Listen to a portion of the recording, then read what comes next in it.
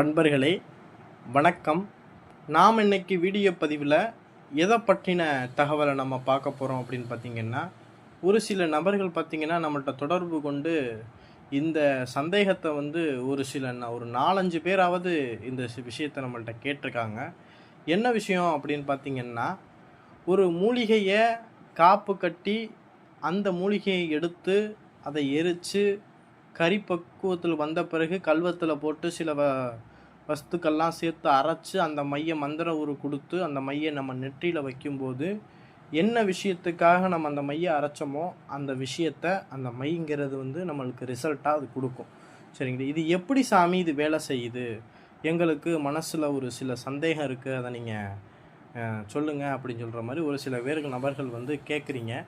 அதை வச்சுத்தான் நம்ம என்ன செய்கிறோம்னா இந்த பதிலை உங்களுக்கு கொடுக்கலாம் அப்படிங்கிறதுக்காக நம்ம இந்த பதிவை உங்களுக்கு நான் சொல்கிறேன். சரிங்களா? அதாவது மருத்துவத்தில் இந்த காலத்தில் பார்த்திங்கன்னா என்னென்னமோ மருந்துகள், இங்கிலீஷ் மருந்துகள் வந்துருச்சு. அந்த காலத்துலலாம் இறைவனால் படைக்கப்பட்ட இந்த பூமியில் இறைவனால் படைக்கப்பட்ட எல்லா மூலிகைகளுக்குமே ஒரு குணங்கள் இருக்குது. சரிங்களா? அதாவது சொல்கிறோம்ல, துளசியை சாப்பிட்டோம் அப்படின்னா சளிக்கு கேட்கும், தூதுவளையை சாப்பிட்டோம்னா தொண்டை வலி குணமாகும், சளி குணமாகும். சரிங்களா? ஒவ்வொரு மூலிகைக்கும் ஒரு குணநலன்கள் இருக்குது. என்னென்னா அந்த பூமியில் படைக்கப்பட்ட எல்லா உயிரின செடிகளுக்குமே ஒரு குணங்கள் இருக்கும். சரிங்களா? அதை அறிஞ்ச சித்தர்கள் என்ன பண்ணினாங்க அப்படின்னா, மாந்திரிகத்தில் மைய அரைக்கிறதுக்கு அந்த மூலிகையுடைய உயிருங்கிறது தேவைப்படுது.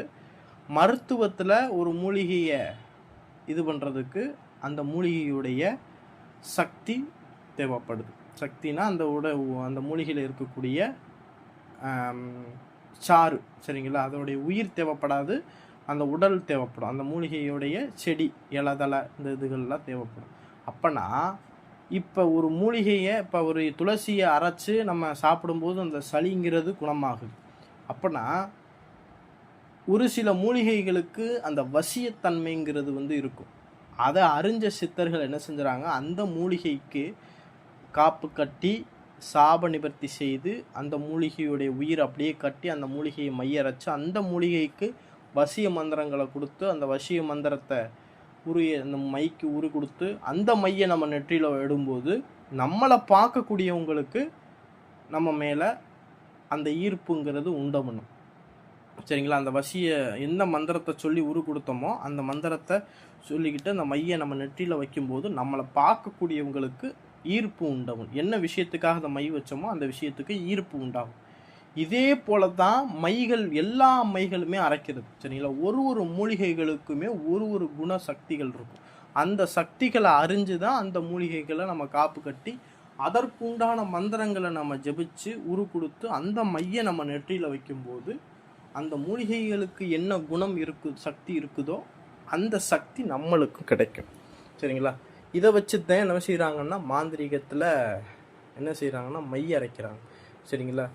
ஒரு எடுத்துக்காட்டுக்கு வெண் ஊமத்தை, வசியத்தில் கொஞ்சம் ஒரு உயர்ந்தது பார்த்திங்கன்னா வெண் ஊமத்தை அப்படின்னு பார்த்திங்கன்னா வெள்ளை கலரில் ஊமத்தை பூ இருக்கு பாருங்கள், அந்த பூ உள்ள இந்த மூலிகையை ஒரு குறிப்பிட்ட நட்சத்திரத்தன்னைக்குன்னு காப்பு கட்டி சாப நிவர்த்தி செய்து அந்த மூலிகையை அப்படி ஒரு மண் சட்டியில் போட்டு புடம் போட்டு அந்த மூலிகையை எடுத்து கல்வத்தில் போட்டு நல்லா அரைச்சி அதோட அத்தரு, புணுகு, செவ்வாது, கோரோசனை இதெல்லாம் சேர்த்து நல்லா அரைச்சோம் அப்படின்னா நல்லா மை பக்குவத்தில் திரண்டு வரும். அதன் பிறகு அந்த மையை செப்பு டப்பாவியில் நம்ம என்ன செஞ்சோம்னா வலிச்சு வச்சுட்டு உங்களுடைய பூஜை ரூமில் விநாயகர் படத்துக்கு முன்னாடி ஒரு தீபம் போட்டுட்டு இந்த மைக்கு தேங்காய், வாழைப்பழம், வெற்றிலை பக்க, அவல், பொரிகடலை இதெல்லாம் வச்சு இந்த மைக்கு என்ன செய்ய ஆரம்பிக்கணும், உரு கொடுக்க ஆரம்பிக்கணும்.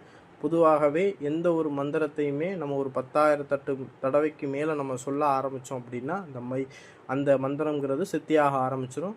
அதே போல் அந்த மைங்கிறதுக்கும் சக்தி ஏற ஆரம்பிச்சிடும். சரிங்களா? அதன் பிறகு இந்த மையை எடுத்து நம்ம நெற்றியில் நம்ம வச்சுக்கிட்டு போகும்போது வசிய மந்திரத்தை நம்ம சொல்லி வச்சுக்கிட்டு போனோம் அப்படின்னா சர்வ மக்களுமே வசியமாவாங்க. போகிற காரியங்கள் எல்லாமே நம்மளுக்கு தடை இல்லாமல் நல்லபடியாக முடியும். சரிங்களா? எல்லா காரியங்கள்லையுமே நம்மளுக்கு சித்தி உண்டாகும். சரிங்களா. இதுதான் சர்வ விஷய மை. சரிங்களா. இந்த ஒரு மையை வச்சே நம்ம என்ன பண்ண முடியும், சகல காரியங்களையுமே நம்ம இது பண்ணிக்கிற முடியும். இந்த மந்திரத்தில் சர்வ தேவதாவசியமை அப்படிங்கிறன்னா வெள்ளருக்கு மூலிகைகளையும் சேர்த்து நம்ம அதை மைய அரைச்சி நம்ம இதை பயன்படுத்தும் போது இந்த மைய சர்வ தேவதா ஆகர்ஷண மந்திரங்கள் அந்த மைக்கு கொடுத்து நம்ம இந்த மையை எடுத்து நெற்றியில் நம்ம வச்சுக்கிட்டு வச்சு தெய்வத்துடைய ஏதாவது உங்களுக்கு காளியோ இல்லை கருப்பசுவாமியோ இல்லை எந்த தெய்வத்தை உங்களுக்கு பிடிக்குதோ அந்த தெய்வத்துடைய மந்திரத்தை நீங்கள் சொல்ல ஆரம்பிச்சிங்க அப்படின்னா அந்த தெய்வத்தை உங்களுக்கு வெகு சீக்கிரம் இழுத்து கொண்டாந்து கொடுக்கும். அப்பேற்பட்ட சக்தி வாய்ந்த மைகளும் இருக்குது. சரிங்களா. இதே போல் மை விஷயங்கள் உங்களுக்கு தேவைப்பட்டுச்சு அப்படின்னா ஸ்க்ரீனில் தெரியக்கூடிய வாட்ஸ்அப் நம்பருக்கு நீங்கள் வாய்ஸ் ரெக்கார்டு போட்டு நம்மள்கிட்ட அதற்குண்டான மை நம்மள்கிட்ட வாங்கிக்கிறலாம். சரிங்களா. எந்த மை வேணுமானாலும் நம்மள்கிட்ட வாங்கிக்கிறலாம். தேவைப்பட்டுச்சு மை வேணும்னு உங்களுக்கு தேவைப்பட்டுச்சு அப்படின்னா நம்மளை தொடர்பு கொண்டு மை வாங்கிக்கலாம். சரிங்களா. நன்றி, வணக்கம்.